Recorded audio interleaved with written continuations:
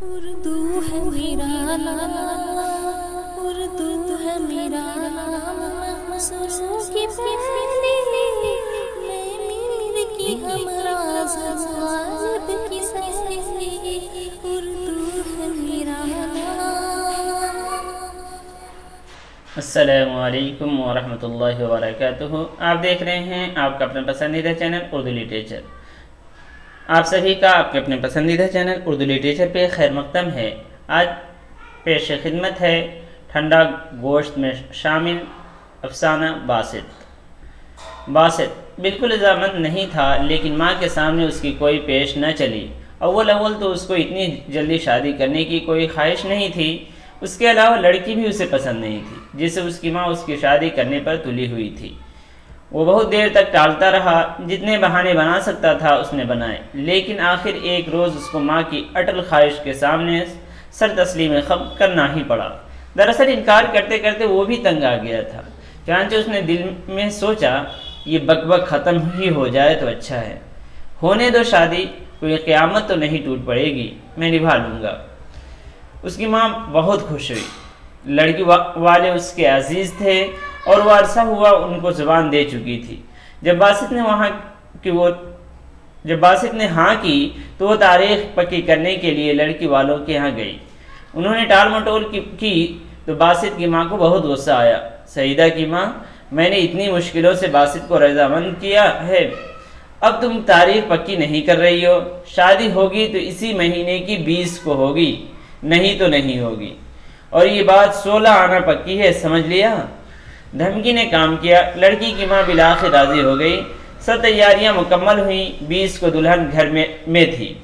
باسط کو وہ پسند نہیں تھی، لیکن وہ اس کے ساتھ نبھانے کا فیصلہ کر چکا تھا، چنانچہ اس سے بڑی محبت سے پیش آیا، اس پر بالکل ظاہر نہ ہونے دیا کہ اس سے شادی کرنے کے لیے تیار نہیں تھا، اور یہ کہ وہ زبردستی اس کے سر مڈ دی گئی ہے۔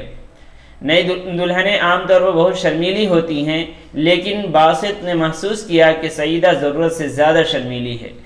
اس کے اس شرمیلے پن میں کچھ خوف بھی تھا، جیسے وہ باسط سے ڈرتی ہے۔ شروع میں باسط نے سوچا کہ یہ چیز دور ہو جائے گی، مگر وہ بڑھتی ہی گئی۔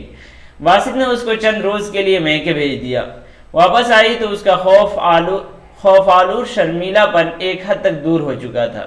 باسط نے سوچا 1-2 مرتبہ اور میکے جائے گی تو ٹھیک ہو جائے گی، مگر اس کا یہ قیاس غلط نکلا۔ سعیدہ پھر خوف زدہ رہنے لگی۔ باسط نے ایک روز اس سے پوچھا، سعیدہ تم ڈری ڈری کیوں رہتی ہو؟ سعیدہ یہ سن کر چونکی، نہیں تو۔ باسط نے اس سے بڑے پیار بھرے لہجے میں کہا، آخر بات کیا ہے؟ خدا کی قسم مجھے بڑی الجھن ہوتی ہے، کس بات کا ڈر ہے تمہیں؟ میری ماں اتنی اچھی ہے، وہ تم سے ساسوں کا سا سلوک نہیں کرتی، میں تم سے اتنی محبت کرتا ہوں، پھر تم ایسی صورت کیوں بنائے رکھتی ہو کہ معلوم ہوتا ہے تمہیں یہ خوف ہے کہ کوئی تمہیں پیٹے گا؟ یہ کہہ کر اس نے سعیدہ کا منہ چوما۔ سعیدہ خاموش رہی، اس کی آنکھیں البتہ اور زیادہ خوفزدہ ہو گئیں۔ باسط نے اس کو اور پیار کیا اور کہا، تمہیں ہر وقت ہنستی رہنا چاہیے، لو اب ذرا ہنسو میری جان۔ سعیدہ نے ہنسنے کی کوشش کی۔ باسط نے پیار سے اس کو تھپکی دی، شاباش، اسی طرح مسکراتا چہرہ ہونا چاہیے ہر وقت۔ باسط کی محبت ظاہر ہے کہ بالکل مصنوعی تھی، کیونکہ سعیدہ کے لیے اس کے دل میں کوئی جگہ نہیں تھی، لیکن وہ صرف اپنی ماں کی خاطر چاہتا تھا کہ سعیدہ سے اس کا رشتہ ناکام ثابت نہ ہو۔ اس کی ماں اپنی شکست بھی برداشت نہ کر سکتی، اس نے اپنی زندگی میں شکست کا منہ دیکھا ہی نہیں تھا، اس لیے باسط کی انتہائی کوشش یہی تھی کہ سعیدہ سے اس کی نبھ جائے۔ چنانچہ اپنے دل میں سعیدہ کے لیے اس نے بڑے خلوص کے ساتھ مصنوعی محبت پیدا کر لی تھی، اس کی ہر آسائش کا خیال رکھتا تھا، اپنی ماں سے سعیدہ کی چھوٹی سی بات کی بھی تعریف کرتا تھا۔ جب وہ یہ محسوس کرتا کہ اس کی ماں بہت مطمئن ہے کہ اس نے باسط کا رشتہ ٹھیک جگہ کیا ہے تو اس کو دلی خوشی ہوتی۔ شادی کو 1 مہینہ ہو گیا، اس دوران میں سعیدہ کئی مرتبہ میکے گئی۔ باسط کو اس پر کوئی اعتراض نہیں تھا، وہ سمجھتا تھا کہ اس کا خوف آلود شرمیلا پن دور ہو جائے گا، مگر ایسا نہ ہوا، یہ دن بدن بڑھتا چلا جا رہا تھا۔ اب تو سعیدہ وحشت زدہ دکھائی دیتی تھی۔ باسط حیران تھا کہ بات کیا ہے، اس کے بارے میں اس نے ماں سے کوئی بات نہ کی، اس لیے کہ اسے یقین تھا کہ وہ اس کو ڈانٹ پلاتی۔ بکواس نہ کرو، مجھے معلوم تھا تم ضرور ایک روز اس میں کیڑے ڈالو گے۔ باسط نے سعیدہ ہی سے کہا میری جان تم مجھے بتاتی کیوں نہیں ہو؟ سعیدہ چونک اٹھی، جی؟ اس کے چونکنے پر باسط نے یوں محسوس کیا جیسے اس نے سعیدہ کی کسی دکھتی رگ پر زور سے ہاتھ رکھ دیا تھا۔ لہجے میں اور زیادہ پیار بھر کے اس نے کہا میں نے پوچھا تھا کہ اب تم اور زیادہ خوفزدہ رہنے لگی ہو، آخر بات کیا ہے؟ سعیدہ نے تھوڑے توقف کے ساتھ جواب دیا بات تو کچھ بھی نہیں، میں ذرا بیمار ہوں۔ کیا بیماری ہے؟ تم نے مجھ سے کبھی ذکر ہی نہیں کیا۔ سعیدہ نے دوپٹے کے کنارے کو انگلی پر لپیٹتے ہوئے جواب دیا امی جان علاج کرا رہی ہیں میرا، جلدی ٹھیک ہو جاؤں گی۔ باسط نے سعیدہ سے اور زیادہ دلچسپی لینا شروع کی تو اس نے دیکھا کہ وہ ہر روز چھپ کر کوئی دوا کھاتی ہے۔ ایک دن جب کہ وہ اپنے قفل لگے ٹرنک سے دوا نکال کر کھانے والی تھی وہ اس کے پاس پہنچ گیا۔ وہ زور سے چونکی، صفوف کی کھلی ہوئی پڑیا اس کے ہاتھ سے گر پڑی۔ باسط نے اسے پوچھا یہ دوا کھاتی ہو؟ سعیدہ نے تھوک نکل کر جواب دیا جی ہاں، امی جان نے حکیم صاحب سے منگوائی تھی۔ کچھ افاقہ ہے اس سے؟ جی ہاں۔ تو کھاؤ، اگر آرام نہ آئے تو مجھ سے کہنا، میں ڈاکٹر کے پاس لے چلوں گا۔ سعیدہ نے پڑیا فرش پر سے اٹھائی اور سر ہلا کر کہا جی اچھا۔ باسط چلا گیا۔ اس نے سوچا اچھا ہے کوئی علاج تو ہو رہا ہے، خدا کرے اچھی ہو جائے۔ میرا خیال ہے یہ ڈر ور کچھ نہیں، بیماری ہے، دور ہو جائے گی انشاءاللہ۔ اس نے سعیدہ کی اس بیماری کا اپنی ماں سے پہلی بار ذکر کیا تو کہنے لگی بکواس ہے، خدا کے فضل و کرم سے اچھی بھلی ہے، کیا بیماری ہے اسے؟ باسط نے کہا مجھے کیا معلوم امی جان، یہ تو سعیدہ ہی بتا سکتی ہے آپ کو۔ باسط کی ماں نے بے پرواہی سے کہا میں پوچھوں گی اس سے۔ جب سعیدہ سے دریافت کیا تو اس نے جواب دیا کچھ نہیں خالہ جان، سر میں درد رہتا تھا، امی جان نے حکیم صاحب سے دوا منگوا دی تھی۔ اصل میں باسط صاحب بڑے وہمی ہیں، ہر وقت کہتے ہیں کہ تم ڈری ڈری سی دکھائی دیتی ہو۔ مجھے ڈر کس بات کا ہوگا بھلا؟ باسط کی ماں نے کہا بکواس کرتا ہے، تم اس کی فضول باتوں کا خیال نہ کرو۔ چند روز کے بعد باسط نے محسوس کیا کہ سعیدہ بہت ہی زیادہ گھبرائی ہوئی ہے۔ اس کا اضطراب اس کے روئے روئے سے ظاہر ہوتا تھا۔ شام کے قریب اس نے باسط سے کہا امی جان سے ملنے کو جی چاہتا ہے، مجھے وہاں چھوڑ آئیے۔ باسط نے جواب دیا نہیں سعیدہ، آج تمہاری طبیعت ٹھیک نہیں ہے۔ سعیدہ نے اصرار کیا آپ مجھے وہاں چھوڑ آئے، ٹھیک ہو جاؤں گی، آئیے ٹھیک ہو جاؤں گی۔ باسط نے انکار کر دیا وہاں طبیعت ٹھیک ہو سکتی ہے تو یہاں بھی ٹھیک ہو سکتی ہے، جاؤ آرام سے لیٹ جاؤ۔ باسط کی ماں آ گئی۔ باسط نے اسے کہا امی جان دیکھیے سعیدہ ضد کر رہی ہے، طبیعت اس کی ٹھیک نہیں، کہتی ہے مجھے امی جان کے پاس لے چلو۔ باسط کی ماں نے بڑی بے پرواہی سے کہا کل چلی جانا سعیدہ۔ سعیدہ نے اور کچھ نہ کہا، خاموش ہو کر باہر صحن میں چلی گئی۔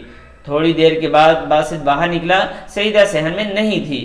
اس نے ادھر ادھر تلاش کیا مگر وہ نہ ملی۔ باسط نے سوچا اوپر کوٹھے پر ہوگی۔ اوپر گیا تو غسل خانے کا دروازہ بند تھا۔ کھٹکھٹا کر اس نے آواز دی سعیدہ، کوئی جواب نہ ملا تو پھر پکارا سعیدہ۔ اندر سے بڑی نحیف آواز آئی جی۔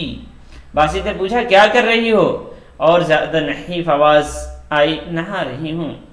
باسط نیچے آ گیا، سعیدہ کے بارے میں سوچتا باہر گلی میں نکلا۔ موری کی طرف نظر پڑی تو اس میں خون ہی خون تھا، اور یہ خون اس غسل خانے سے آ رہا تھا جس میں سعیدہ نہا رہی تھی۔ باسط کے ذہن میں تلے اوپر کئی خیالات اونھے سیدھے گرے۔ پھر یہ گردان شروع ہو گئی، دوا، خون، خون، دوا، ڈر، دوا، خون، ڈر۔ پھر اس نے آہستہ آہستہ سوچنا شروع کیا۔ سعیدہ کی ماں شادی کی تاریخ پکی نہیں کرتی تھی، اس نے کہا تھا 1-2 مہینے ٹھہر جاؤ۔ سعیدہ کا بار بار اپنی ماں سے ملنے جانا، اس کا ہر وقت خوف زدہ رہنا، دوا کھانا اور خاص طور پر آج بہت ہی زیادہ وحشت زدہ رہنا۔ باسط سارا معاملہ سمجھ گیا۔ سعیدہ پیٹ سے تھی جب وہ دلہن بن کر اس کے پاس آئی تھی۔ اس کی ماں کی یہ کوشش تھی کہ حمل گر جائے، چنانچہ آج وہ چیز ہو گئی۔ باسط نے سوچا کیا میں اوپر جاؤں، جا کر سعیدہ کو دیکھوں، اپنی ماں سے بات کروں؟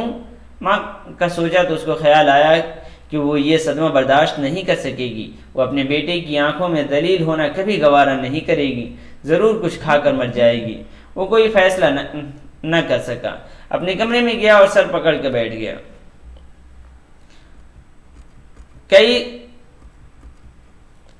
کئی بار اس کو سعیدہ کا خیال آیا کہ وہ خدا معلوم کس حالت میں ہوگی، اس کے جسم پر، اس کے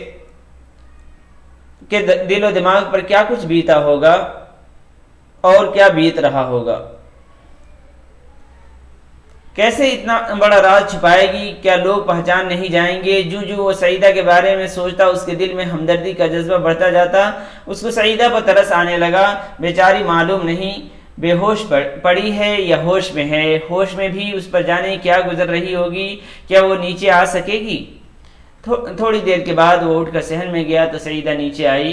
اس کا رنگ بے حد زرد تھا، اتنا زرد کہ وہ بالکل مردہ معلوم ہوتی تھی۔ اسے بمشکل چلا جاتا تھا، ٹانگیں لڑکھڑا رہی تھیں، کمر میں جیسے جان ہی نہیں تھی۔ باسط نے اس کو دیکھا تو اس پر بہت ترس آیا، اندر سے برقع اٹھایا اور اسے کہا چلو میں تمہیں چھوڑاؤں۔ سعیدہ نے بہت ہمت سے کام لیا، باسط کے ساتھ چل کر باہر سڑک تک گئی۔ باسط نے ٹانگا لیا اور اس کو اس کی ماں کے پاس چھوڑ آیا۔ ماں نے اس سے پوچھا سعیدہ کہاں ہے؟ باسط نے جواب دیا ضد کرتی تھی، میں اسے چھوڑ آیا ہوں۔ باسط کی ماں نے اس کو ڈانٹا، بکواس کرتے ہو، ضد کرنے دی ہوتی، تم اس طرح اس کی عادتیں خراب کرو گے اور پھر مجھ سے کہو گے کہ میں نے غلط جگہ تمہارا رشتہ کیا تھا۔ باسط نے کہا نہیں امی جان، سعیدہ بڑی اچھی لڑکی ہے۔ اس کی ماں مسکرائی، میں نے تم سے کہا نہیں تھا کہ وہ بہت نیک لڑکی ہے، تم اسے ضرور پسند کرو گے۔ پھر تھوڑی دیر چھالیاں کاٹنے کے بعد ایک دم باسط سے مخاطب ہوئی، ہاں باسط یہ اوپر غسل خانے میں خون کیسا تھا؟ باسط سٹپٹا سا گیا، وہ کچھ نہیں امی جان، میری نکسیر پھوٹی تھی۔ ماں نے بڑے غصے کے ساتھ کہا کمبخت، گرم چیزیں نہ کھایا کرو، جب دیکھو جیبیں مونگ پھلی سے بھری ہیں۔ باسط کچھ دیر اپنی ماں کے ساتھ باتیں کرتا رہا۔ وہ اٹھ کر کہیں گئی تو باسط اوپر غسل خانے میں گیا، پانی ڈال کر اس کو اچھی طرح صاف کیا۔ اس کے دل کو اس بات کا بڑا اطمینان تھا کہ اس نے اپنی ماں سے سعیدہ کے متعلق کوئی بات نہیں کی اور نہ اس نے سعیدہ پر یہ ظاہر ہونے دیا کہ وہ اس کا راز جانتا ہے۔ وہ دل میں فیصلہ کر چکا تھا کہ سعیدہ کا راز ہمیشہ اس کے سینے میں دفن رہے گا۔ وہ کافی تکلیف اٹھا چکی تھی، باسط کے خیال کے مطابق اس کو اپنے کیے کی سزا مل چکی تھی، مزید سزا دینے کا کوئی فائدہ نہیں تھا۔ خدا کرے وہ جلد تندرست ہو جائے، اب اس کے چہرے پر وہ الجھن پیدا کرنے والا خوف نہیں رہے گا۔ وہ یہ سوچ ہی رہا تھا کہ نیچے سے اس کی ماں کی چیخ کی آواز آئی، باسط لوٹا رکھ کر دوڑا نیچے گیا۔ سب کمرے دیکھے، ڈیوڑی میں گیا تو اس کی ماں فرش پر اوندھی پڑی تھی، مردہ۔ اس کے سامنے کوڑے والے لکڑی کے باکس میں ایک بہت ہی چھوٹا سا نامکمل بچہ کپڑے میں لپٹا پڑا تھا۔ باسط کو بے حد صدمہ ہوا۔ اس نے پہلے اس بچے کو اٹھایا، کپڑے میں اچھی طرح لپیٹا اور اندر جا کر بورڈ کے خالی ڈبے میں بند کر دیا۔ پھر ماں کو اٹھا کر اندر چارپائی پر لٹایا اور اس کے سرہانے بیٹھ کر دیر تک روتا رہا۔ سعیدہ کو اطلاع پہنچی تو اس کو اپنی ماں کے ساتھ آنا پڑا۔ وہ اسی طرح زرد تھی، پہلے سے زیادہ نڈھال۔ باسط کو بہت ترس آیا۔ اس نے کہا سعیدہ جو اللہ کو منظور تھا ہو گیا، تمہاری طبیعت ٹھیک نہیں، رونا بند کرو اور جاؤ اندر لیٹ جاؤ۔ اندر جانے کے بجائے سعیدہ ڈیوڑی میں گئی۔ جب واپس آئی تو اس کا چہرہ ہلدی کی طرح زرد تھا۔ باسط خاموش رہا۔ سعیدہ نے اس کی طرف دیکھا، اس کی آنکھوں میں آنسو تھے۔ یہ آنسو صاف بتا رہے تھے کہ وہ باسط کا شکریہ ادا کر رہی ہے۔ باسط نے اس سے بڑے پیار سے کہا زیادہ رونا اچھا نہیں سعیدہ، جو خدا کو منظور تھا ہو گیا۔ دوسرے روز اس نے بچے کو نہر کے کنارے ایک گڈھا کھود کر دفنا دیا۔ افسانہ لکھا گیا 29 جولائی 1950۔ یہاں پہ یہ افسانہ ختم ہوتا ہے، پھر ملتے ہیں اس کے خلاصے کے ساتھ۔ تب تک دیجیے اجازت، اللہ حافظ۔